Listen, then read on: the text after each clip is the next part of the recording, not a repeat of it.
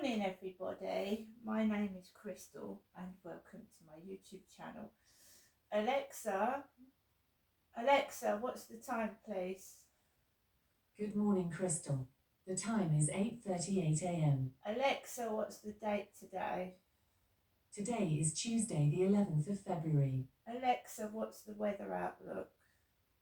Right now in Rochester, it's 3 degrees Celsius with showers. Throughout the day, you can expect more of the same, with a high of 5 degrees and a low of 1 degree. Alexa, can you tell me a joke? You know what seems odd to me? Numbers that aren't divisible by 2.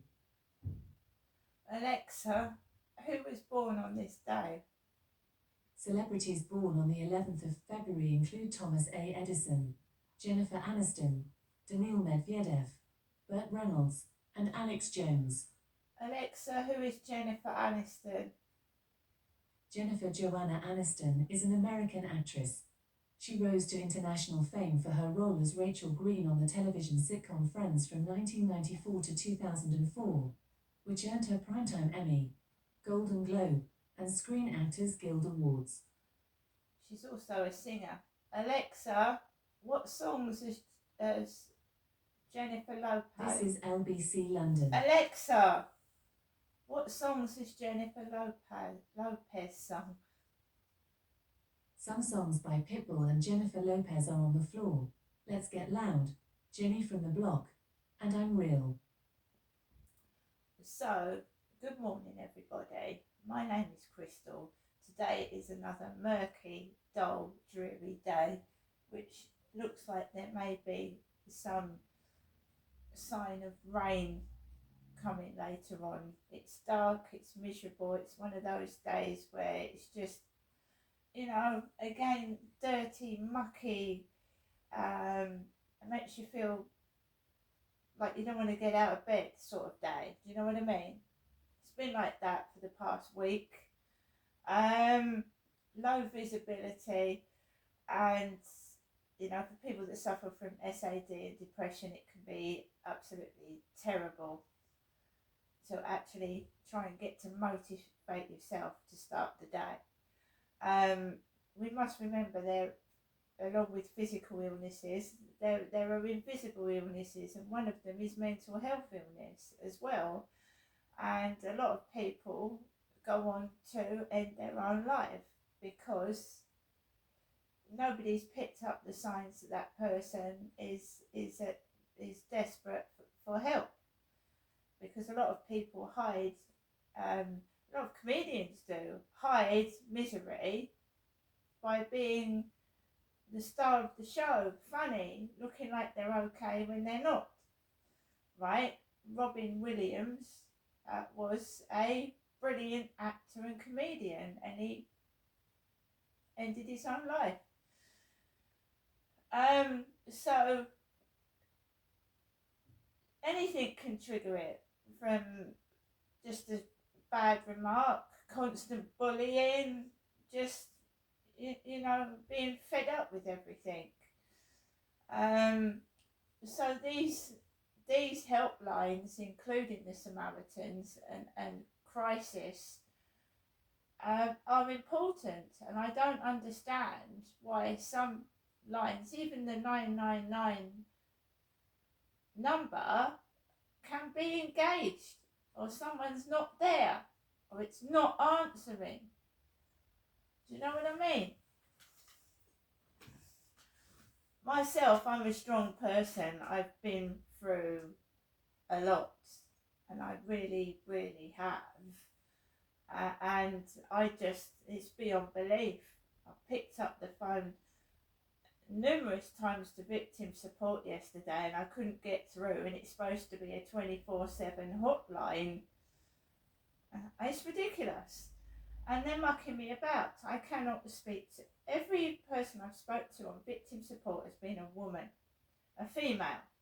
And yesterday when I rang the phone, she said, do you still want a male support worker? I said yes. And I have not got one. I've not heard a male voice. So I still haven't got anybody. I was told a gentleman was going to ring me back yesterday, and they never did. And I'm tired of keep ringing the phone, and now my phone is set on the loudest setting so that I can hear it because I have damage to my right ear. So there's no excuse for them to say I called and didn't do this and didn't do that, right? So they probably won't call at all now. I'm expecting that. And it just seems to me as well, all I get is my mother ringing the phone. My mother, my mum. The bloke that came in to service my gas boiler had something sticking out of his back pocket. And he said, oh, well, you won't need me for a while now. And my mother doesn't want me up there so much now. Do you know what I mean? Which is stupid. It's like play acting. And even people, do you know that people that go on Big Brother and celebrity shows like Love Island, right? They get stressed. They get mental health problems, right? They do, even if you're on the TV. A celebrity gets stressed and mental health problems, right? It just seems like my whole life is on show. I had to not act, but put a facade on yesterday when the guy came in to do my boiler, right? Because some of them, when they come into my flat, they get on the phone to Derek, and Derek is my dead father's name, and I just can't be doing with it. And my mum now, I mean, it was absolutely ridiculous. She didn't want a neighbour in her flat. Didn't want me to go out to talk to the neighbour. And now the neighbour is going into my mum's flat this week more than she ever has done. What's going on there? It's like acting. My dad used to get jealous of my mother talking to the bin men. Who's your mother talking to, he'd say. Tell her to get back indoors. And me, I'm her daughter. I don't care who she talks to be quite honest. And I got shouted at the other day. Who are you talking to outside? Nobody. I don't speak to anyone.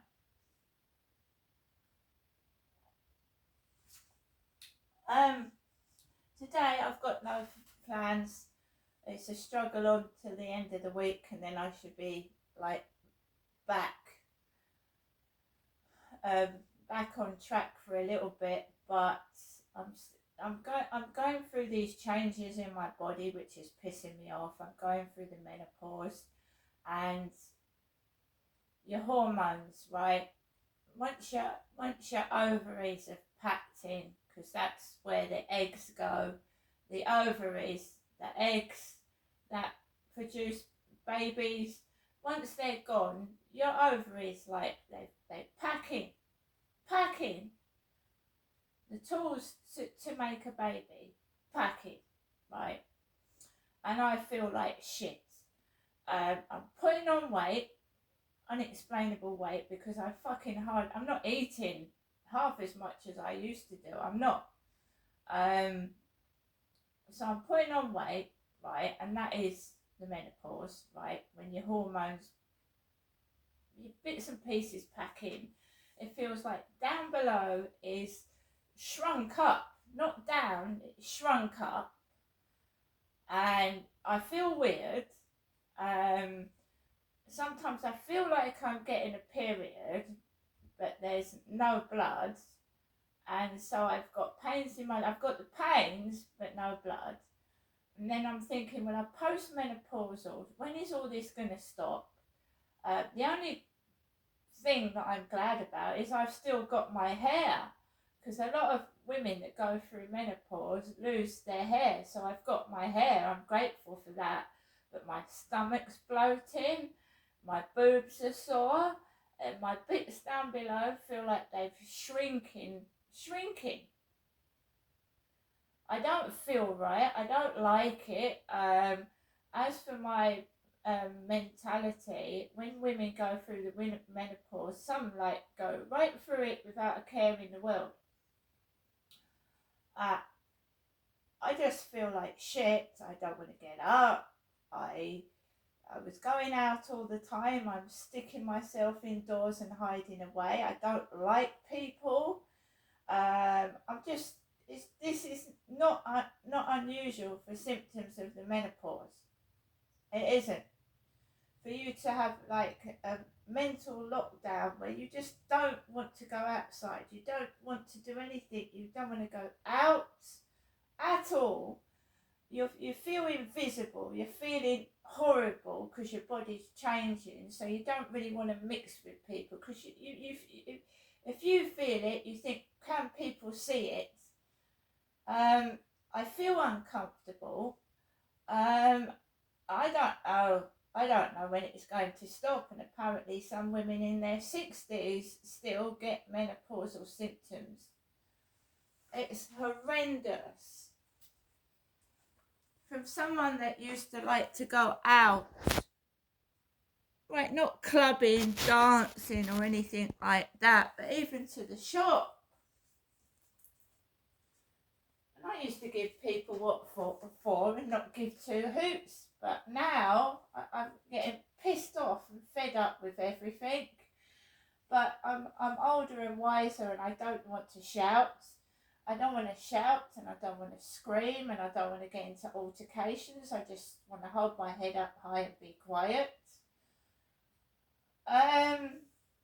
So I can understand other women going through this. You feel invisible. You feel like your body's not your body. It's not the body you was in. It's just changed overnight into this flabby body, right? And that is the hormones. And your ovaries packing in, and your digestive system goes out the fucking window. Everything I like to eat tastes like shit. The heartburn is every single day, right? And I'm not eating, so where is all this weight coming from? I'm drinking tea without sugar. I don't drink a load of Pepsi, and I've cut out a load of stodge. So where, you know what I mean? This weight gain. What is it? Water? So you know, I just do not know anymore. Is this it? Is this my life? Sitting at home like a bloated whale, with memory loss, brain fog, and God knows what else. And I walk 3 times a day. It's not as if I sit on my backside. Alexa, LBC Radio. LBC London from Global Player. Get more from your smart speaker by linking to your Global Player account. You'll then be able to catch up on your favourite shows on your smart speaker. Just say, ask Global Player to link my account. And transactions to Google Sheets from our app. That's kind of dreamy. 500,000 businesses bank with us. When will you? Get Monzo Business. Only sole traders or limited company directors in the UK can apply. Integrated accounting is available with Monzo Business Pro for £9 a month. T's and C's apply. Nick Ferrari at breakfast. Call 0345 6060 973. Moving away from apprenticeships, well, that's a fascinating conversation. I do hope one of my colleagues on LBC takes them, because there's so many of you want to have your say. No, So last time don't you scratch. really wish you could run a show in tandem, because you still want to talk about that. But let's talk a little bit more about this case taking place up in Scotland, with the case around the hospital changing room. Kerry's in Scotland, Shetland Islands. What do you want to say, No, Kerry? no, don't scratch the sofa. No. Okay. Now, I'm post-operative as you know. 5 years ago, I had an operation. But what surprised me just before I had my operation, I discovered that a friend of mine who still has male appendages managed to get a gender recognition certificate. So I investigated this. At least pre-op, yeah. No, you do not. And once you get a gender recognition certificate, but you have to go through a psychology regime to get one, you can then apply for a a birth certificate that's got female on it, like I have. My birth certificate has been changed to female. But I had an operation. Now, So you don't need the op to change your birth certificate? No, you don't. You can get it right, Kerry. I'm conflicted about that. I know that other my trans friends will be saying, Kerry, what are you trying to tell us? But the problem is that when you're in transition, you have to be dressed as a woman. You have to live like a woman for 2 years before you can get an operation. But you can also not have an operation and have no male appendages and dress as a woman without doing anything, and without a gender recognition certificate can still go into women's spaces. Right. And I think there has to be some discussion still about that, because it's upsetting a lot of women. We don't want to upset biological women. You are uniquely qualified to opine on this case because you live in Scotland. You are, as you've told us, post-operative trans woman. You're also a very decent person because you and I have spoken about a range of subjects down the years. What would your decision be regarding this doctor? I think the doctor ought to really have spoken with colleagues to explain to them in great detail her situation, what if she's going through, if she's on hormones, for example, her male appendage wouldn't be much use anyway. Right. So she should have spoken to her staff, spoken to the hospital, and saying, do you mind if I use the women's changing room? Because it's pretty difficult for me, dressed as a woman, to go into a male changing room. You see, there is the wisdom of Kerry, who absolutely, because is so qualified to speak on it. Look after yourself. Talk again soon. Thank you so much. Dan says, my wife's a nurse. I'd be infuriated if I knew a man was allowed to change alongside her. If they're born a man and decide they want to be female, who knows what's going on? What if they see a naked woman? Well, of course, as a doctor, they're going to see a lot of naked men and women, so I you can put that to one side. Margaret says, I find it ironic that trans women don't feel safe enough to change in a men's changing room, but they have no concern about women not feeling safe to have them in there. That's an interesting point, isn't it? I have to change here because I don't feel safe. Well, how do you think that nurse feels? Wisdom of Solomon probably needed on that one. We'll press pause on that. And as I've told you a couple of times today, marks 50 years since Margaret Thatcher replaced Edward Heath as the leader of the Conservative Party. It made her the first female leader of a British political party, and of course, you know the rest. She went on to become the first female Prime Minister. Indeed, she was in power from 1979 to 1990. Many nicknames, some of which I'm not able to repeat, but I can only say the Iron Lady, and she's credited with turning around the party and indeed the entire nation. LBC's Henry Riley looks back at 50 years of Thatcher. To be the first woman at it is quite a responsibility. But after all, you know, the men haven't made such a success of it all the time. So, to yesterday's men, tomorrow's woman says hello. Even after half a century, Margaret Thatcher is still omnipresent in UK politics, being constantly evoked by the politicians of today, adored by many and grudgingly respected by others. Mr. Speaker, I personally would be very supportive of a Margaret Thatcher Day. Margaret Thatcher called it the first duty of government, and she was right about that. By the time she ran for Conservative leader, aged 49, Thatcher had represented Finchley for 16 years, as well as serving in government and opposition, most notably as Ted Heath's Education Secretary. Now, most parents can afford to provide their own children with milk or to give them money to buy milk. And during that time, masking any ambitions. No, I don't think that in my lifetime there will be a woman Prime Minister. I'm always a realist. I don't think there will be, and I'm delighted to have someone in the audience who thinks that a woman could be Prime Minister or Chancellor of the Exchequer. But after Ted Heath called and unexpectedly lost the February 1974 election, 1 year later he reluctantly put himself up for the re-election of his party's leadership.